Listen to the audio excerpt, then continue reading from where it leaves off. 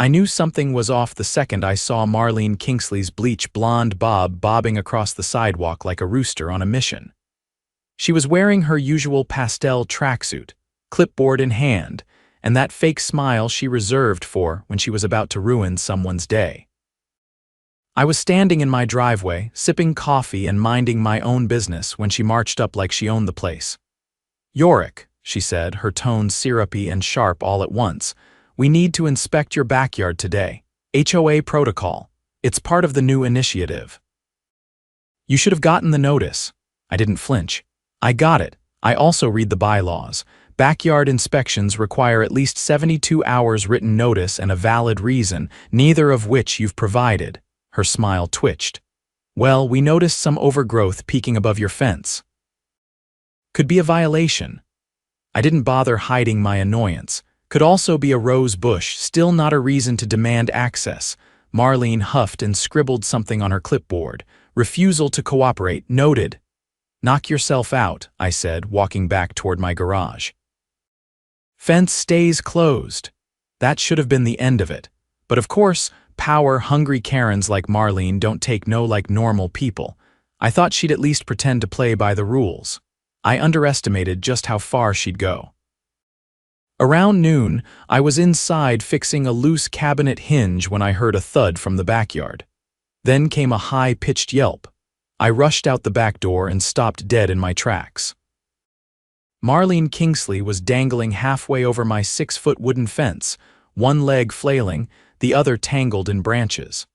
Her pastel tracksuit was no match for the massive thorny rose bush she'd apparently landed in. She looked like a cat caught in barbed wire. "Sweet hell," I muttered, walking closer. "Marlene, what are you doing?" I slipped. She shrieked, trying to wriggle free. "I was checking for violations. You climbed my fence. It's within HOA rights if there's suspected non-compliance." "No, it's trespassing," I said, grabbing my phone. "And you're lucky you didn't break your neck," she froze. "You wouldn't dare call the police. You climbed over my locked fence and landed in my roses. You think that's legal?" she blustered, red-faced and squirming deeper into the thorns. "I'm on official HOA business." I took a few pictures, her hanging there like a garden gnome gone rogue, clipboard stuck in a branch, and dialed the non-emergency line. "Hope you're comfortable," I said, "because you're going to be explaining this to a cop." Her face went pale.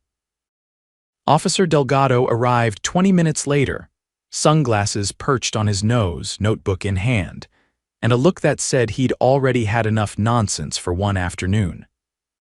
He stepped through the side gate after I pointed him around, stopping short at the sight of Marlene tangled in my rose bush like some deranged holiday ornament. "Ma'am," he said, deadpan, "you want to explain how you ended up in this situation?" Marlene had finally managed to sit upright, though the effort had left her hair matted and her pride visibly cracked. Her face, scratched in 3 places, twitched as she tried to regain control of the narrative. "I had probable cause," she declared, brushing a thorn off her sleeve. "There's a municipal clause that allows HOA officials to conduct emergency visual inspections." Delgado raised a hand. "Stop, I'm not asking about bylaws. I'm asking why you're physically inside this man's private, fenced yard without his consent." She hesitated. "Well, he's refused multiple requests to allow an inspection." "That's not justification for trespassing," he said, flipping to a fresh page in his notebook. "Especially not by climbing a 6-foot fence. You didn't even knock." "I did knock. He didn't answer." "I was in my kitchen," I said. "There was no knock. I've got a doorbell camera." Marlene glared at me but didn't argue. Delgado sighed. "All right. Let's get you out of the bush first." He helped her to her feet, avoiding the thorns with practiced ease. She winced as he guided her to the gate. "I'm going to need your ID," he said. "That's unnecessary," she snapped. "It is," he replied. "You entered private property without permission." "That's criminal trespass." Her face turned a deeper shade of red, but she handed over her license. Delgado turned to me. "Would you like to press charges?" I took a breath. "I'd like to file a formal complaint for now. I want this documented." This isn't just about today, there's been a pattern of overreach. If she tries to retaliate, I want this incident on record, he nodded. Smart. I'll log the report and forward it to the city attorney. You're well within your rights. Marlene opened her mouth, but Delgado cut her off. I'd advise you not to speak further without a lawyer, he said. Especially if you're acting under the authority of an HOA, you're not law enforcement. You don't get to bypass property rights. He left her standing on the sidewalk while he took my statement inside. I showed him the footage from the fence cam I'd installed a few months back just in case. It clearly showed her scaling the fence in broad daylight, no knock, no hesitation. That's pretty damning, he said, watching the clip play out. She didn't even try to conceal it. She's gotten too comfortable, I said. Everyone on this street's afraid of her. I'm just the first one to tell her no. He jotted something down. You might want to talk to your neighbors. If there's a pattern, a group complaint could carry more weight. Especially if the HOA's violating its own charter. When Delgado left, Marlene was already gone, her clipboard abandoned in my yard like a broken shield. I locked the gate and went back inside, but I wasn't done. That evening, I printed copies of the footage and started knocking on doors. First stop, the Ramirez family 2 houses down. They'd been fined last month over a swing set the HOA claimed was aesthetic pollution. Yorick, Mrs. Ramirez answered, her toddler clinging to her leg.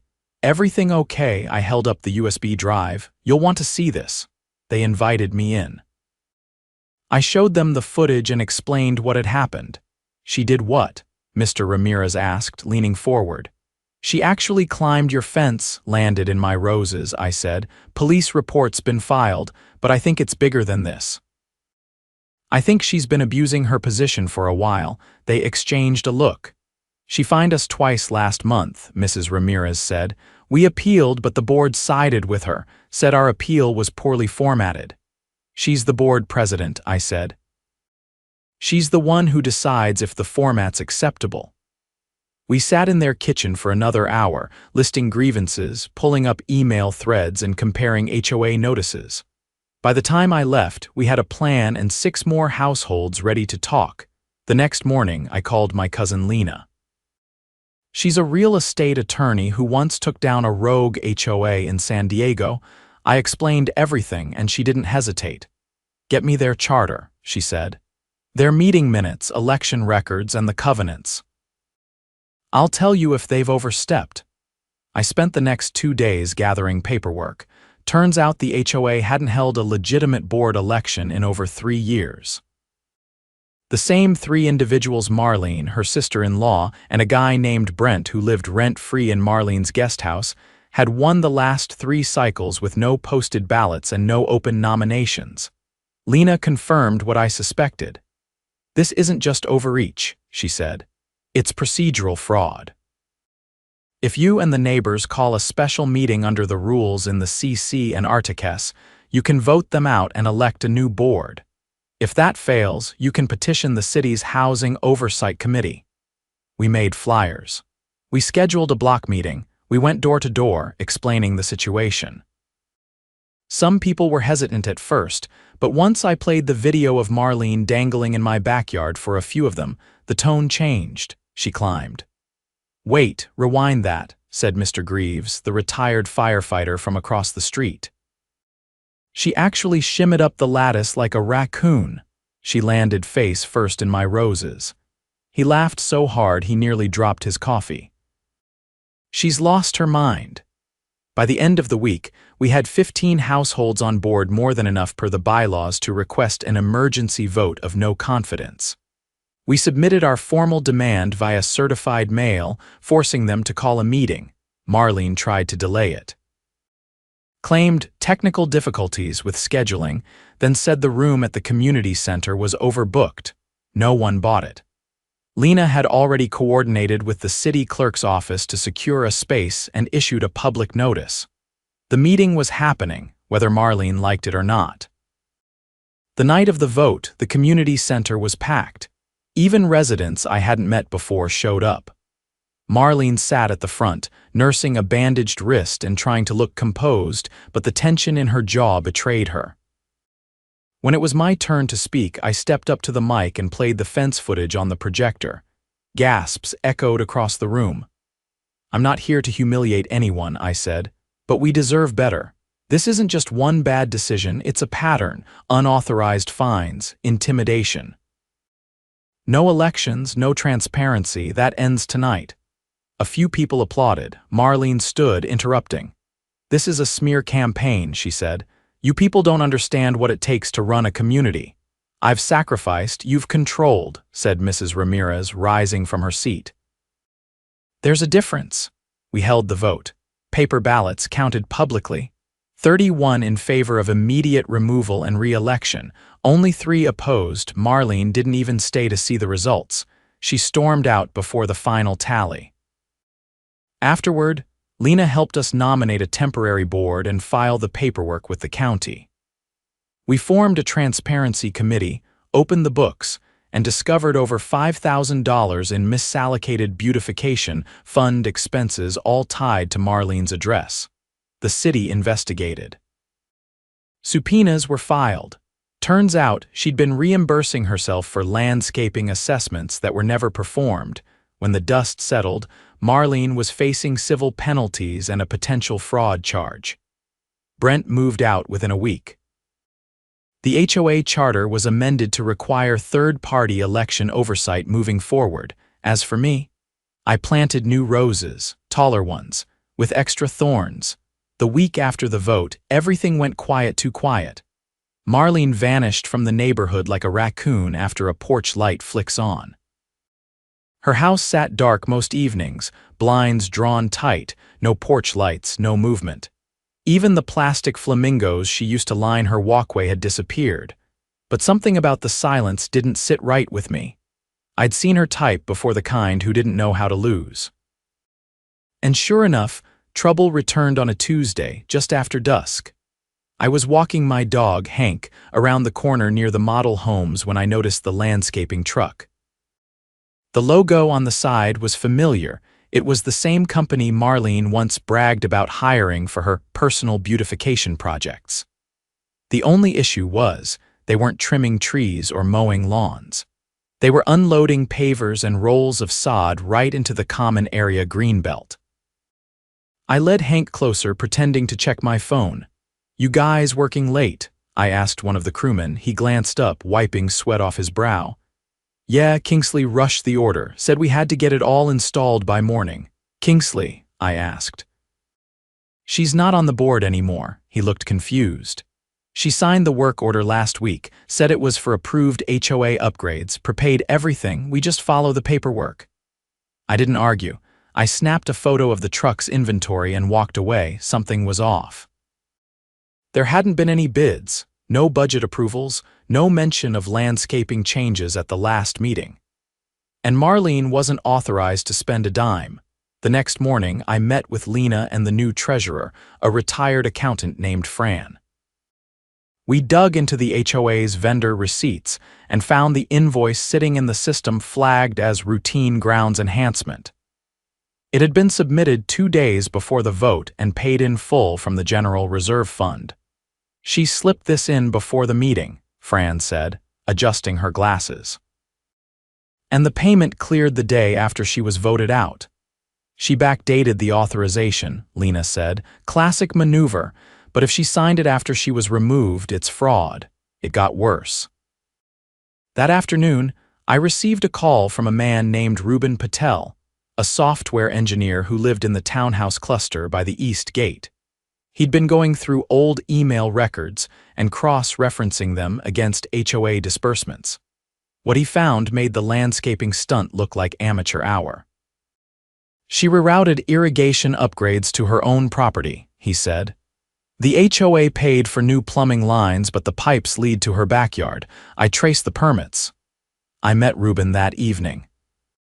He had a laptop full of documentation, permits, invoices, even a time-stamped drone image from 6 months ago showing a trench dug from the greenbelt directly to Marlene's side yard. "She buried the pipes under decorative gravel," he said. "I confirmed it by pinging the utility line map." The HOA paid over $20,000 for community irrigation improvements, and not a drop of water goes to the Greenbelt. We brought it all to Lena. She didn't hesitate. This crosses into grand larceny, she said. And if she tampered with public utility records to hide it, that's a felony. We compiled everything into a single file: bank records, vendor quotes, permit scans, drone images, and HOA meeting minutes. Lena handed it off to the district attorney's office the next morning. By Friday, the sheriff's department issued a subpoena. They showed up at Marlene's door with a warrant and 2 unmarked sedans. I watched from my kitchen window as they searched her house, retrieved 2 laptops, and hauled out a locked filing cabinet. She stood on the porch in a wrinkled cardigan, arms crossed, lips pressed so tight they looked bloodless. The neighborhood buzzed with whispers. She skimmed HOA funds. I heard she had a secret irrigation line. No wonder her lawn was always green during the water restrictions. But the real shock came the following week when the city released preliminary findings. Turns out Marlene had been funneling HOA money into her personal property for over 3 years. In addition to the irrigation job, she'd charged the HOA for pest control visits that never occurred, holiday lighting installations that only decorated her house, and even a power washing service that exclusively cleaned her driveway. The total theft exceeded $85,000. People were furious, not just because of the money, but because of how long she'd gotten away with it, and how she'd used the HOA as a shield, issuing fines and threats to anyone who questioned her decisions. "I almost moved because of her," said Mr. Greaves at the next community meeting. "She wrote me up for a cracked bird bath. Meanwhile, she was embezzling tens of thousands. The city froze the HOA's operating account pending a full audit." Lena helped set up a temporary emergency fund using voluntary contributions to keep basic services running: trash pickup, street lighting, and the pool maintenance contract.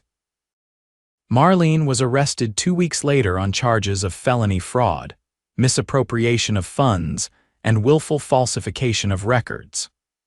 The court denied her bail after the prosecution argued she had attempted to alter HOA databases after her removal. Apparently, she'd logged in from her home IP address and tried to delete several old meeting records only to trigger a backup protocol that recorded everything. When the trial date was announced, residents lined up to give statements. Fran submitted a detailed financial timeline. Ruben provided drone footage and permit discrepancies. I gave a full report of the landscaping truck incident, including the rushed midnight installation. Marlene's defense tried to argue that she had acted in good faith, claiming the board had previously authorized her to use discretion on beautification matters. But when asked to produce written approval, she had nothing. Lena, who was now recognized as the HOA's legal liaison, presented a copy of the charter which clearly required majority approval for any expense exceeding $500. The trial lasted 4 days. The jury deliberated for less than 2 hours, guilty on all counts. The judge sentenced her to 5 years in state prison, with restitution to be paid in full. Her house was seized as part of the settlement. The property was auctioned off, and the proceeds returned to the HOA's reserve fund. For the first time in years, the neighborhood felt light again. Kids rode bikes without being followed by clipboard patrols. People put up wind chimes and painted their mailboxes without someone photographing them. The board opened a public suggestion forum, and Fran implemented a transparent budgeting system: every dollar accounted for, every meeting recorded and posted online. One evening, Ruben and I stood near the Greenbelt, watching as a new contractor installed real irrigation lines, ones that actually watered the community lawn. "I still can't believe she tried to retrofit her own home with HOA money," he said. "She climbed over my fence to look for a rose bush violation," I replied. "How did we not see it sooner?" "Because we trusted her title," he said, "not her character." We watched the sprinklers switch on, misting the grass in wide arcs, no secret pipes, no special treatment. Just water where it belonged, and a neighborhood finally breathing again. The first board meeting after the trial drew more residents than anyone expected. Folding chairs filled the community center's event room end to end, with some neighbors standing along the walls or leaning against the windowsills. The atmosphere was no longer tense or suspicious, it was expectant, like the moment before a new mayor takes the podium in a town that's just voted out a dictator. Fran sat at the head of the table, flanked by two newly elected board members, a retired paralegal named Cyrus and a school administrator named Delilah. Both had won their positions in a special election held a week prior, and neither had any prior connection to Marlene or her former associates. Their mandate was clear: transparency, fairness, and repair. I sat 3 rows back, behind Ruben and Mrs. Alvarez, who had brought a thick folder filled with old complaint letters she'd written over the years, none of which had ever been acknowledged, let alone answered. Delilah stood and addressed the room. "Before we begin with new business, we're going to open the floor. If anyone has questions about the audit, the election, or the future of this HOA, now is the time." A man near the back raised his hand. "My name's Darren. I moved in 6 months ago. I was told there was a community improvement fund I had to contribute to. I paid over $3,000. Is that money gone?" Cyrus flipped through a binder and found the page. "That fund was real," he said, "but it was never used for the community. It went directly into a private account tied to a shell landscaping vendor." A hush fell over the room. Delilah nodded. "We've frozen the remaining assets and submitted a restitution claim through the court. The good news is the house sale covered most of the losses. Everyone who paid into that fund should receive a refund within 60 days. Mrs. Alvarez tapped Ruben's shoulder. "They actually listened to the judge," she whispered, stunned. He whispered back without turning, "because they're not criminals." Fran cleared her throat. "We're also implementing a vendor hiring policy requiring 3 competitive bids, which will be reviewed by a rotating oversight committee made up of volunteers from the community." More hands went up. No one was angry now, just curious, cautious, and ready to be part of something better. By the time the meeting adjourned, 12 people had signed up for the oversight committee, including Darren, Mrs. Alvarez, and a teenager named Maya whose family had faced a bogus noise complaint under the old regime. After the meeting, Delilah caught up with me in the parking lot while I was putting Hank in the backseat. "I just wanted to say thanks," she said. "You didn't have to push this as far as you did. Most people would have let it go after the vote." "I don't like leaving rot under the floorboards," I said, closing the trunk. "If we hadn't dug deeper, she would have walked away with more than a slap on the wrist." Delilah nodded. "The city's housing oversight rep called me this morning. They're using this case as a model for HOA reform proposals statewide." I paused. Statewide? Apparently, this wasn't an isolated case. There are other neighborhoods where the board's been weaponized. This one just happened to have a paper trail and someone who put up a fence. I didn't say anything for a moment. A breeze kicked up, blowing dry leaves across the lot. I watched as Hank pressed his nose against the window, eyes following the motion. "Let me know if they want more documentation," I said. "I still have the original footage backed up on 3 drives." Delilah smiled slightly. "I think you've done your part." The next morning, I walked the Greenbelt Trail with Hank. The new irrigation system had already transformed the place. The grass, once dry and patchy, now held a soft green sheen. The newly planted trees paid for with funds from the recovered surplus had tiny wooden tags next to them listing their species and care instructions. A group of kids rode scooters along the path, laughing as they raced past the community bulletin board, which now displayed open meeting dates, maintenance schedules, and a list of current board members with contact info. Ruben joined me halfway through the loop, holding a printout in his hand. I ran another sweep of the old HOA server logs, he said, falling into step beside me. There's one thing left, something that doesn't quite add up. I raised an eyebrow. Go on. 2 months before the vote, Marlene approved a purchase order for a security camera system. But there's no installation record, no equipment delivery, and the supplier listed doesn't exist. Phantom invoice, looks that way, but the amount was small, under $300. It didn't trigger any flags. I took the paper from him. The vendor listed was called Sentry View Tactical Ops, sounded more like a mall cop fantasy than a real company. Could be nothing, I said. Or it could be the start of another rabbit hole, he shrugged. I'll keep digging. At worst, it's a blip. At best, another breadcrumb. I folded the paper and tucked it into my jacket. Let me know what you find. Later that week, I received a package with no return address.